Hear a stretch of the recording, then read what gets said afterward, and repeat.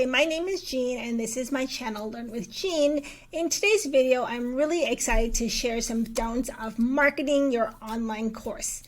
The reason why I wanted to make this video is because lately I've had the opportunity to have a lot of discovery calls with potential clients, and I thought it would be a great way to share the lessons and insights, my favorite technique of reverse engineering. As I present these kinds of case studies from discovery calls about what people are doing in their businesses and what people are struggling with and what mistakes they're making, I hope that you can find similarities and commonalities in what they're doing that's not working, so that you can figure out what is not working in your business and how you can get back on track. I love this idea of reverse engineering, looking at other people's businesses as a way to think about how I can help other creators launch their business. And I think so many people nowadays are really passionate about selling their online course. They have so much to share through different ideas and different lessons and experiences over the years, and they want to put it together in a course. There is an opportunity for each person to sell their course, but I think the challenge really is sometimes the foundation of marketing and selling your online course is missing. So I'm going to give you a few examples of some prospects and what's going on in their business and what I would recommend to do instead. And I hope that this is helpful for all of you, either if you're beginning your business, whether you're in the process of launching, or you're already in the phase of building but you're stuck and you need some help. As always, please feel free to leave a comment, feedback, questions.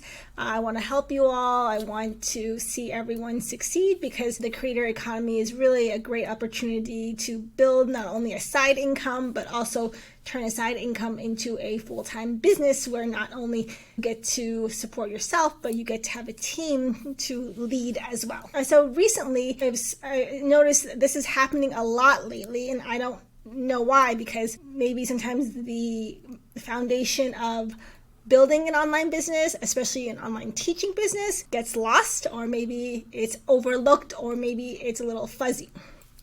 So I spoke to some creators who are excited to launch, and they have an audience and they have all the content, but they don't have the landing page. They don't even have the opt-in set up correctly. And if this is you, the first thing I would say is, before you even start to spend money on a paid plan on whatever platform you're using, like Thinkific, I always say start on the free plan until it's working. Start on the free plan until you have sales that allow you to reach the next level. It doesn't make sense to start on a paid plan and then work your way down, especially if you don't have sales, because that kind of experience can feel self-limiting and self-defeating. The other thing that I notice amongst a lot of creators is they just tell me, I need to have all my content built out before I am ready to market and sell my course. That is not the most ideal strategy.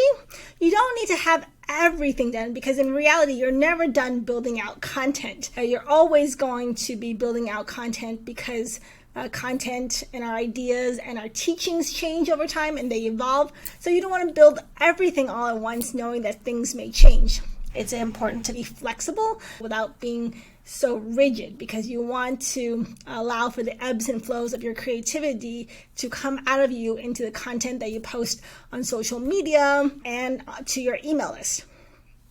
So that's definitely something I do not recommend. So if this is you and you're like, I have to get everything ready, I've got to post it all on Medium and Facebook and Instagram before I'm ready to do a full-on marketing, it doesn't work that way.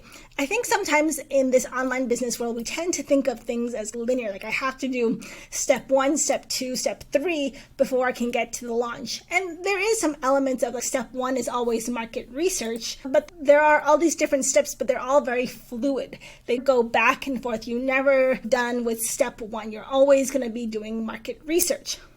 So if this is you and you're like, I'm going to keep building content, I'm recording videos or I'm recording audios to put on different platforms, and I'm going to blast it out on social media, and then once I blast it out, I'm going to go back to my marketing plan. That's not really how it works. If you really want to market your courses effectively on social media, 1, do not post everywhere. you only need to post on the platforms where you get engagement. So and the other factor to think about, and the other ideas to think about, is you only want to post on platforms where your audience are hanging out. And I say this a lot because it's so true. Not all of your audience is going to be on Facebook. Not all of them is going to be on LinkedIn. You just have to think about the right audience, because the right audience is what you want to attract. Do not spend all your time recording and making content and putting it out there, because that's not a great use of your time.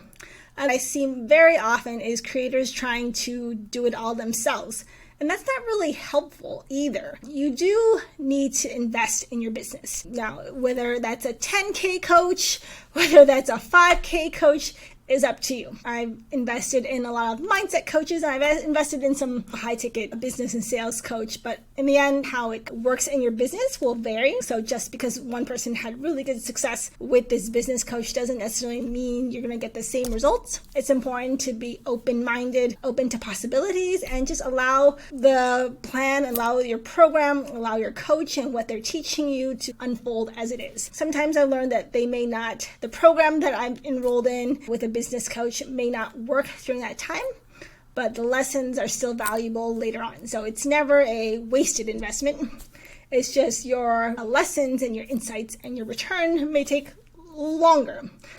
And the next thing I want to talk about is you always want to be looking at customer acquisition. So that's a big term and it's a big buzzword, but basically it means that you always need to be focusing on your customers, whether that's current customers, potential customers, or converting new customers.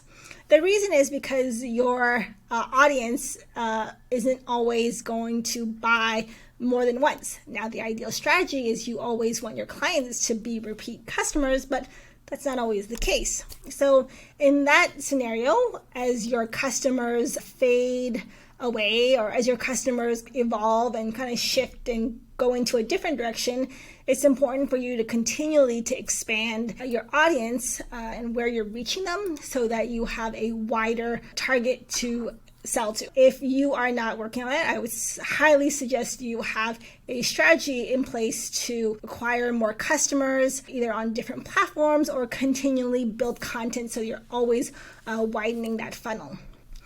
And then my last tip is that if you have a community, either through Facebook groups or Slack or whatnot, you need to always continue to engage your community. If you do not engage your community, you cannot expect to sell to that audience.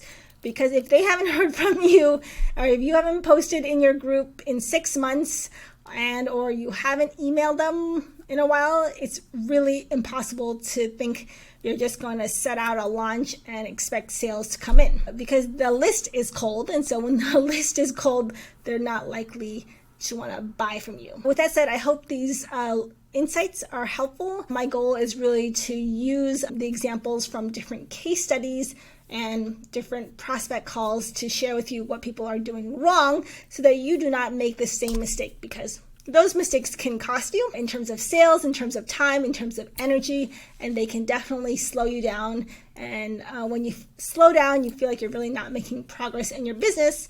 And my goal is to see each one of us succeed in this new creator economy. So thanks for watching. Let me know if you have any questions or feedback, and I will talk to you soon.